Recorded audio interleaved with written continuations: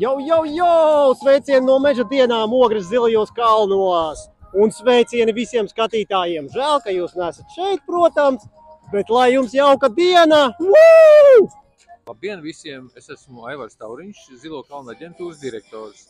Šodien, 20. aprīlī, Zilajos kalnos Ogrē ir brīnišķīgs pasākums Meža dienas, kurā mēs gribam tuvināties mežam un gribam, lai arī mežs panāk mūs pretī. Meža dienas ir tāda jau sen Latvijas tradīcija. Meža dienas notiek ne tikai Ogrē, tas ir viss Latvijas pasākums, protams, dažādos datumos un visu gadu garumā. Lielākoties tajā gada laikā, kad ir veģetācija. Šeit Ogres Zilos kalnos arī ir šī meža diena organizēšana tradīcija. Ļoti laba atmiņā ir pagājušā gada, piemēram, meža dienas, kas bija tikpat skaistā saulainā laikā kā šo pavasaru. Un, jā, tā meža diena ir neatņemama mūsu dzīves sastāvdaļa. Protams, visam pamatā ir šī izziņa, un izziņa ir vajadzīga gan jaunam, gan vecam, bet tas ir brīnišķīgi, ka nāk ģimenes. Jo tas ir tik skaisti, kad vecāki ar saviem bērniem tātad vispirms pavada kopā laiku. Un ja šis laiks vēl tiek pavadīts liederīgi, un mūsu ziņā ir tas, lai tas tā būtu, un mēs esam arī centušies tāpēc ļoti daudz šo staciju šeit izveidot, pavisam 21, lai būtu pēc iespējas tāda radošāka un izzinošāka diena visai ģimenei. Bet tie arī, kas atnāks pa vienam, un kas atnāks varbūt pirmo reizi, varbūt pēdējo reizi, arī viņiem šeit būs gan ko darīt, gan ar ko iepazīties. Tā kā visi ogrēnieši, Ogres viesi ir laipni gaidīti šeit meža dienās. Šī saikne starp cilvēku un mežu ir ārkārtīgi svarīga. Tas ir lielā mērā arī mūsu dzīves pamats, jo Latvija ir meža zeme, latvieši mīl mežu visādās izpausmēs. Un bieži vien mēs varbūt par mežu tik daudz, cik vajadzētu, nezinām. Un šī tā iespēja meža dienās iepazīt mežu, uzzināt varbūt kaut kādas pilnīgi nezināmas lietas, varbūt pārliecināties par to, ko mēs jau zinām. Īsāk sakot, šodien mēs tiekamies ar mežu un tuvināmies savstarpēji. Jā, protams, mēs esam no Ogres tehnikuma, un šī stacija atbalstītu uz to, kā mēs ejam uz mežu, toties visi aizsarglīdzekļi, tas, kas ir nepieciešams katram mežniekam. Un jā, te principā ir apģērbs, jostas instrumenti, kas mums ir vajadzīgi, kiveres, un jā, principā visi aizsardzības līdzekļi. Protams, cilvēki ļoti nāk interesējās, un visvairāk viņus šokē tas fakts, ka parastās bikses, viņas ir pretiezāgiešanas, toties, ja ar viņām iezāgies ar zāgi, tev nekas nebūs. Jā, labadiena, mani sauc Rancāns, vai Ivars Rancāns, vai Rancāns Ivars, vai Ivara Kūzuli, kā nu jūs gribat, tā varat mani saukt, ja? Un man šeit ir stacija izveidota, var sakot, jūs varat šeit redzēt, kā savvaļā dzīvo meža bitīte.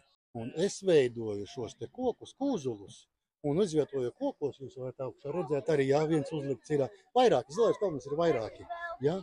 Pavairoju Latvijā savvaļas meža bitīti. Kūzuls ir saucamā dore, bet man Latgalē, no kurienes es nāku, viņu sauca par kūzulu. Tā ir koka miza, jeb koks ar tukšu izpūšu vidu, ja, iztrupējušu. Tas ir kūzuls. Šodien vispār tik brīnišķīgs laiks, jauks, tik daudz cilvēku, tik daudz bērnu, muģ, pilnīgi tā kā bitītes tajā bišu kūzulā manā, vai ne? Mēs visu iztaigājām, ļoti patika, varēja par kukaiņiem uzzināt, varēja putnu barotavu uztaisīt, ar policistiem pašvaldības iepazīties un ugunsdzēsējiem. Bērnam vislielākais prieks, protams, bija par šo visu. Tas ir visai ģimenei, visiem, kur vēlas uzzināt par mežu, kas notiek mežā. Tas ir mazu serdīti, kur saskaita kokam gadskārtas.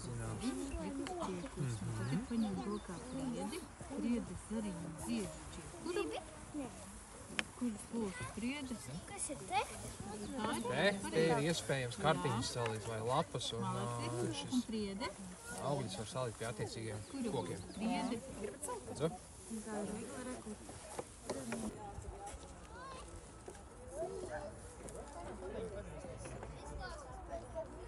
Rafael! Kā saka, citiem arī mākslīgi. Jā, visas. Redzēju vēl, jā. Tas bija.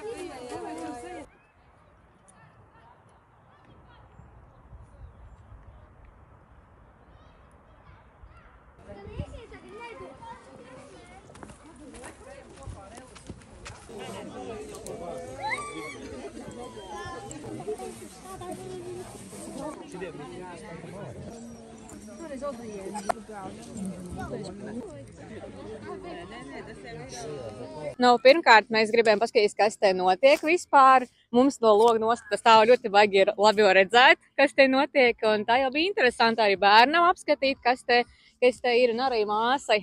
Tā kā bērniem vairāk izzinoši, arī paši, protams, interesē, kas te jauns notiek, un, protams, tas mašīnas iespaidīgas.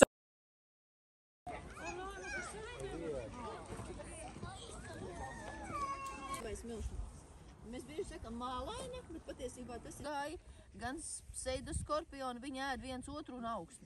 Un pateicoties viņiem visiem, izveidojas šitais melnais slānis, kas notiek kā... Skatos tā tikai priedus viens tādi. Un tad, kad viņi izaugot šitādu un vēl lielāku, tad tikai viņus var bedīt. Es visiem gribētu novēlēt baudīt mežu, mīlēt mežu, saudzēt mežu un vienmēr būt kopā ar to, kad ir šāda iespēja.